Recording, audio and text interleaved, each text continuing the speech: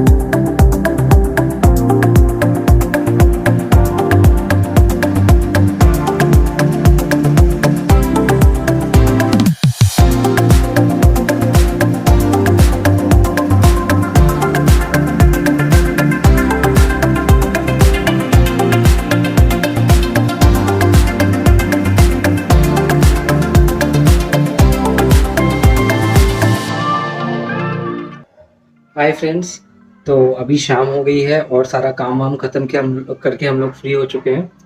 और अभी शाम को हम लोग टहलने भी गए थे, टहल के वापस आए हैं वॉक करने के बाद।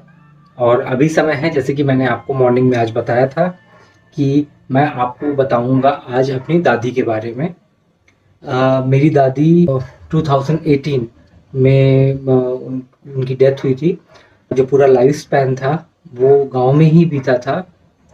और जैसे कि मैंने आपको पहले भी एक व्लॉग में बताया हुआ था अपने बाबा के बारे में, तो बाबा भी गांव में ही रहे थे अपनी पूरी ज़िंदगी। और जो हमारी दादी थी जिनको हम माई कहकर बुलाते थे, वो उनकी भी पूरी ऑलमोस्ट मैक्सिमम टाइम वो गांव में ही रही हैं।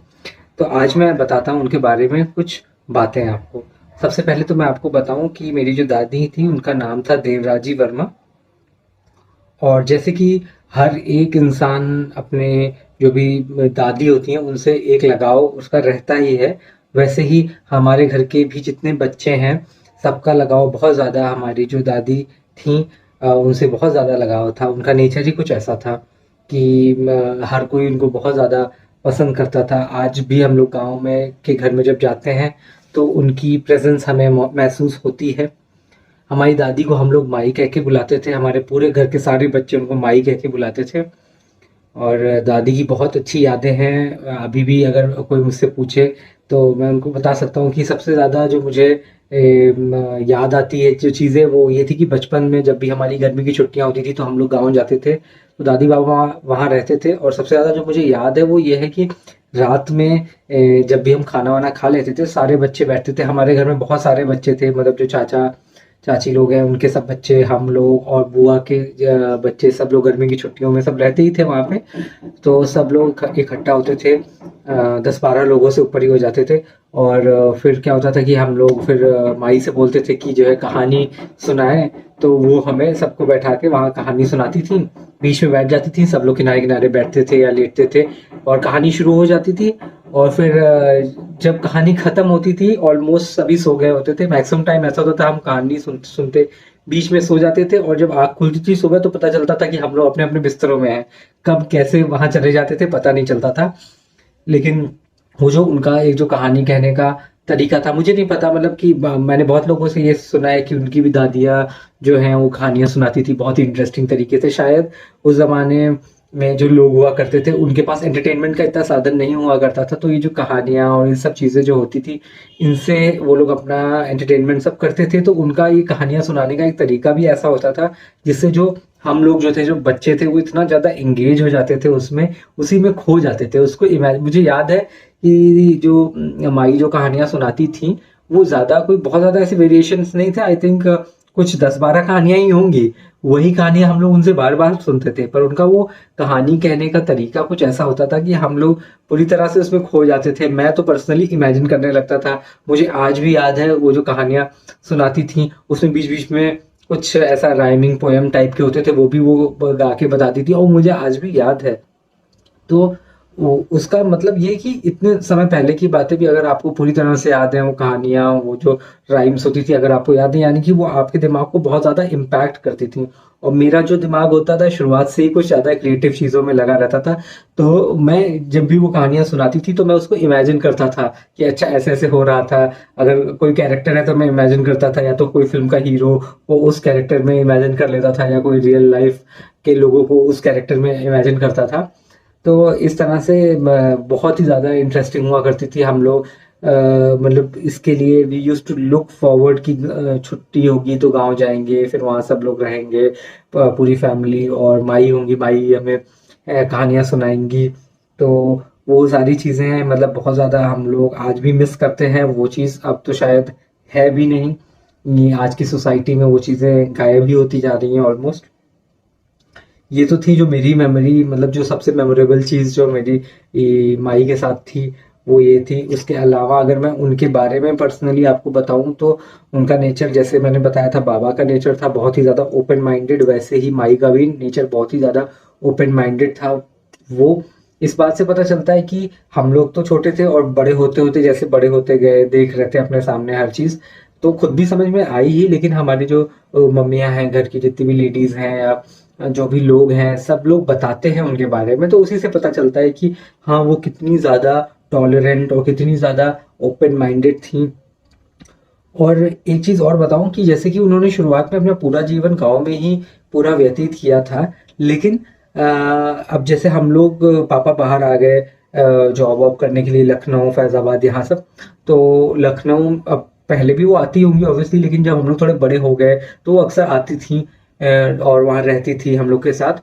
तो गांव का जो रहन सहन था वो बिल्कुल अलग था, शहर का रहन सहन बिल्कुल अलग था। तो जनरली ऐसा देखा गया है कि जो लोग गांव के रहन सहन में रहते हैं तो उनको जब शहर में आते हैं उनको थोड़ी सी डिफिकल्टी होती है, और स्पेसिफिकली जो थोड़े से बुजुर्ग लोग हैं उनको एडजस्ट करने में और प्रॉब्लम होती थी। ये चीज़ हमारी जो दादी हैं उन्होंने कभी फेस नहीं किया। मतलब कोई भी हमारे घर आता था या कुछ भी होता था, वो इतनी ज़्यादा कंफर्टेबल होती थी, और ऐसा नहीं था कि एक कोने में चुपचाप बैठी हुई हैं या कुछ।